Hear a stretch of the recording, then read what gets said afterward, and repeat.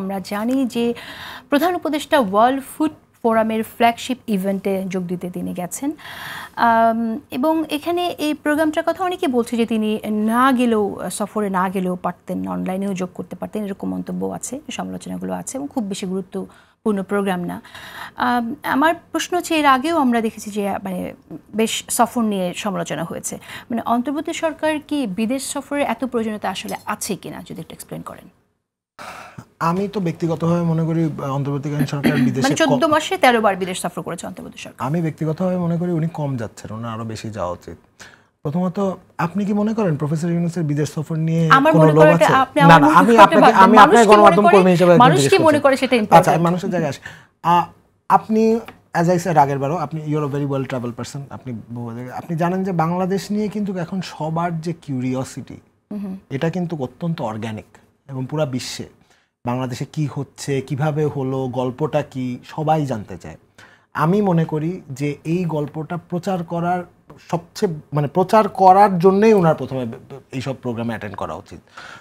আপনি দেখছেন যে উনি কোনগুলোতে যাচ্ছেন, আপনি এটা দেখছেন না যে কোনগুলো রিজেক্টেড হচ্ছে। যদি সবগুলোতে যাওয়া হতো তাহলে ওনার বাংলাদেশে হয়তো থাকা হতো না। এটা আসলে প্রধান উদ্দেশ্য কি, মানে বিনিয়োগ কি প্রধান উদ্দেশ্য? একটা হচ্ছে বায়োলেটারাল সম্পর্ক, তো একটা বড় প্রধান উদ্দেশ্য আপনার বিদেশে। এবং আমি মনে করি মানে আপনার সরকারি এবং বায়োলেটারাল বাদ দিয়েও সবচেয়ে বড়, আমার ব্যক্তিগত মতামত, এখানে সবচেয়ে বড় যে কারণটা, যে বাংলাদেশের গল্পটা প্রচার করা। এই যে আমরা একটা নতুন বাংলাদেশে বসবাস করছি, এই যে বাংলাদেশে যে ঘটনাটা ঘটেছে, যে গণ অভ্যুত্থানটা ঘটেছে, এটার পরবর্তী অবস্থায় এই যে আমরা পলিটিক্যাল পার্টিগুলো সব এক স্টেজে দাঁড়াচ্ছি, এটা তো একটা পিকচার যেটা বাংলা মানে পৃথিবী দেখে নাই আগে কখনো। ওকে, তাহলে এই গল্পটা প্রচারের সুফল হিসেবে আমরা চাইবো যে আমাদের এখানে যে বিনিয়োগ হচ্ছে, সেই বিনিয়োগটা বাড়তে থাকুক বা সমানভাবে হোক, ডেফিনেটলি চাইবো বাড়তে থাকুক।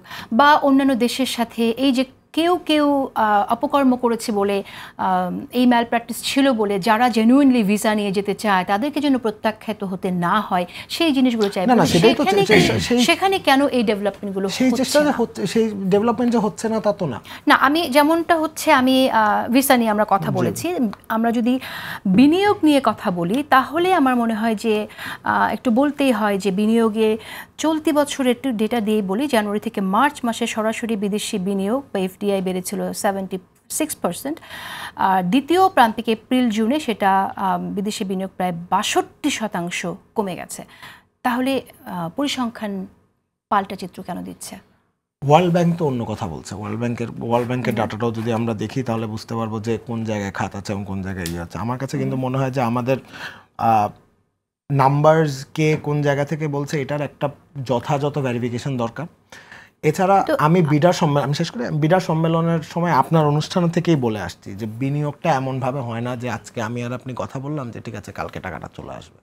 অনেক কিছু পাইপলাইনে আছে। এটা হয়তো আপনার সামনে বহু পরে যে পলিটিক্যাল পার্টি গভর্নমেন্টে আসবে তারা হয়তো অনেক কিছু দেখতে পাবে, অনেক সুফল তারা পাবে এটার। কিন্তু আমার কথা হচ্ছে যে ইনভেস্টমেন্ট যে আসছে না তা না, এটা ওয়ার্ল্ড ব্যাংকের ইয়েতেই প্রমাণিত হয়েছে। আমি নিজে এটা নিয়ে লেখা লিখেছি আমার প্রোফাইলে।